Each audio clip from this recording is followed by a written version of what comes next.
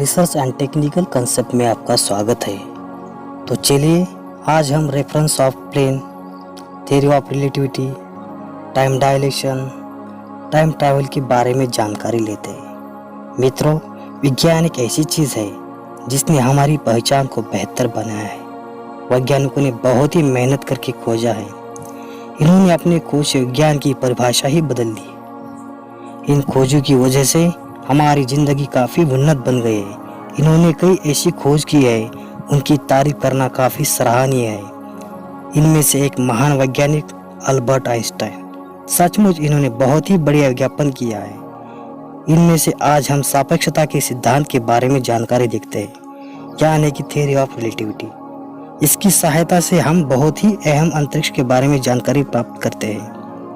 अवकाश में तारे, सौरमंडल, इन सभी का हम सापेक्षता के सिद्धांत से आकलन कर पाते हैं। यह विज्ञान भौतिक विज्ञान से जुड़ी हुई है, जैसे कि गुरुत्वाकर्षण का सिद्धांत। आइंस्टाइन इनका योगदान बहुत ही अहम है। तो चलिए दोस्तों, हम उसके ऊपर के रहस्य को उजागर करते हैं। आइंस्टाइन ने जो खोज की उसके बारे में जानकारी लेते हैं। 1905 में इन्होंने कहा कि सारे गैर त्वरित यानी कि नॉन एक्सेलरेटिंग ऑब्जर्वर व्यक्ति या वस्तु के लिए भौतिक विज्ञान के नियम समान रूप से कार्य करते हैं। वैक्यूम के बारे में कहा जाए तो ऐसी जगह जहां हवा नहीं होती, निर्वात पोकली जिसे कह सकते हैं हम, इसमें प्रकाश की गति बाहरी बल पर निर्भर नहीं होती। हम अभी तक अंतरिक्ष में होने वाले विरूपण को सटीकता से माप नहीं सकते, जिससे हमें अंतरिक्ष के बारे में बेहद अहम जानकारी मिल सके। इन्होंने 1915 साल में गुरुत्वाकर्षण को सापेक्षता का मूल कारण बताया था।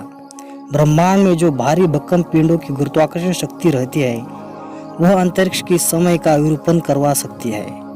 तो चलिए सापेक्षता और गुरुत्वाकर्षण के संबंध में जानकारी लेते हैं। इन्होंने उसके बारे में काफ़ी बेहतर जानकारी दी है। गुरुत्वाकर्षण को ही सापेक्षता का कारण मानते हैं। उनके अनुसार ब्रह्मांड में जितनी भी वस्तु है तो उनकी वजन और दूरी के अनुरूप आकर्षित करती है। गुरुत्वाकर्षण शक्ति के बारे में हमें तो जानकारी है, उसकी वजह से पृथ्वी पर हर चीज बाउंड होती है।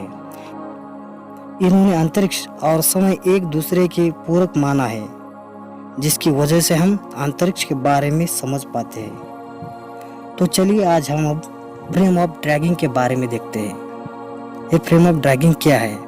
इस सापेक्षता के सिद्धांत को जानने के लिए हम उदाहरण देखते हैं। जैसे कि हम एक बॉल को शहद में घुमाते हैं, इस बॉल के चारों तरफ शहद घूमेगा। इसी प्रकार पृथ्वी चारों तरफ अंतरिक्ष के मौजूद समय को अपनी गति के कारण विरूपण यानी कि डिस्टॉर्शन करवा रही है, जिसे हम जनरल थ्योरी ऑफ रिलेटिविटी भी कह सकते हैं। सापेक्षता के सिद्धांत के बारे में जानकारी लेनी हो तो हमें बुध ग्रह के बारे में जानकारी होना आवश्यक है। तो चलिए इसके बारे में जानकारी देखते हैं। सूर्य का आकर्षण बल बहुत ज़्यादा है। यह महाकर्षण के कारण और मंडल में मौजूद ग्रह की कक्षाओं का बदलाव कर रहा है। इसी कारण बुध की कक्षा पृथ्वी की कक्षा के समान हो रही है। अगर ये ऐसा ही चलता रहेगा तो बुध एक दिन पृथ्वी से टकरा सकता है। प्रकाश की गति और थ्योरी ऑफ रिलेटिविटी के बारे में जानकारी लेते हैं। माइकलसन मोर्ले के अनुसार सभी पदार्थ के लिए गति में गति जुड़ने का सिद्धांत कार्य करता है, किंतु प्रकाश की गति को अन्य गति जुड़कर उसे बढ़ा नहीं सकते। अतः पृथ्वी सूर्य के चारों ओर घूमती है। अगर पृथ्वी से प्रकाश छोड़ा जाए तो उसकी गति घटनी या बढ़नी चाहिए, किंतु ऐसा नहीं होता। प्रकाश की गति कांस्टेंट यानी कि स्थिर रहती है। आइंस्टाइन के सापेक्षतावाद के सिद्धांत के अनुसार किसी भी पदार्थ के लिए प्रकाश की गति अंतिम है, जिससे ज्यादा नहीं हो सकती।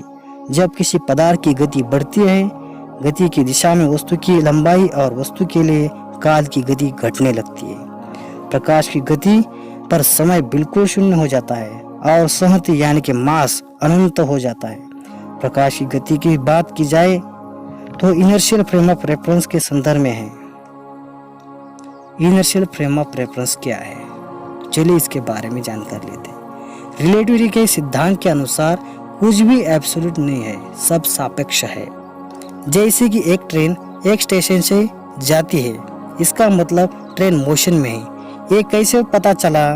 क्योंकि हमने स्टेशन को रेफरेंस माना। अगर इसी ट्रेन से हम सफ़र करते हैं तो हमें बाकी पेड़ पीछे जाते हुए दिखाई देंगे। ऐसा हमें लगता है क्योंकि हमने ट्रेन से रेफरेंस प्लेन माना है। जब किसी ऑब्जेक्ट की इनिशियल से फाइनल स्टेज बदलती रहती है तो उसे ऑब्जेक्ट इन मोशन कहते हैं। तो चलिए इसका एक एग्जांपल देखते हैं। जैसे कि देखो, ये बॉल की इनिशियल और फाइनल स्टेज एक ही है। इसका मतलब ये बॉल रेस्ट में है। जब ये बॉल अपनी जगह बदल रहा हो तो उसे मोशन में कहा जाता है। हम पृथ्वी पर रहते हैं किंतु हमें पता नहीं चलता कि हम मोशन में हैं। किंतु जब हम सूरज को रेफरेंस बनाए तो हमें पता चलता है कि पृथ्वी मोशन में है। और एक एग्जांपल लेते हैं। आपको लगेगा कि आपकी घड़ी तेज घूम रही है और उसे लगेगा कि उसकी घड़ी स्लो घूम रही है। तो चलिए एक एग्जांपल लेते हैं। पहले ऑब्जर्वर के लिए डिस्टेंस 2D है और हमारे लिए डिस्टेंस L+m। समझिए, हमें डेरिवेशन निकालने के लिए L+m = 3D और लाइट की स्पीड दोनों के लिए समान है, तो v = d/t। तो हम इसको इक्वेट करते हैं, इन दोनों इक्वेशन को। 2d/t dash = 3d / t2 dash = 3d / t2 double dash. तो t2 = 1.5 t1। इसका मतलब हमें ज़्यादा समय लगता है और उसे कम समय लग रहा है। तो चलिए आज हम टाइम ट्रैवल के बारे में जानकारी देखते हैं। क्या हम समय में ट्रैवल कर सकते हैं? हाँ, ये संभव है। ब्रह्मांड में सबसे ज़्यादा स्पीड लाइट की है, 3 लाख किलोमीटर/सेकंड। मान लीजिए अगर हम ब्रह्मांड में लगभग लाइट के स्पीड के नज़दीक ट्रैवल करें। अगर हम 20 साल के हैं, हमने 5 साल ब्रह्मांड में ट्रैवल किए, इधर आपकी उम्र 25 साल की हो जाएगी, लेकिन आपके फ्रेंड धरती पर बूढ़े हो गए होंगे और उनकी उम्र 60 साल हो गई होंगी। ये कैसे संभव हो गया? तो चलिए एग्जाम्पल लेके इसके बारे में समझ लेते हैं। एस्ट्रोनॉट स्पेस स्टेशन में रहते हैं। ये स्पेस स्टेशन पृथ्वी से तेजी से चक्कर लगा रहा है और यहाँ समय नैनो सेकंड से पृथ्वी के समय से स्लो है। इसका मतलब ये समय धीरे धीरे बीत रहा है। स्पेस स्टेशन के क्लॉक अर्थ क्लॉक से धीमे गति से चलते हैं क्योंकि स्पेस स्टेशन की स्पीड 14,000 किलोमीटर/आवर होती है। इसलिए इसमें क्लॉक का समय 7.2 नैनो सेकंड में कम बीतता है। इसलिए इस क्लॉक का टाइम एडजस्ट किया जाता है ताकि पृथ्वी के समय से मैच हो सके। आई होप आपको ये वीडियो अच्छा लगा होगा। तो चैनल को सब्सक्राइब कीजिए और बेल आइकन को प्रेस कीजिए। धन्यवाद।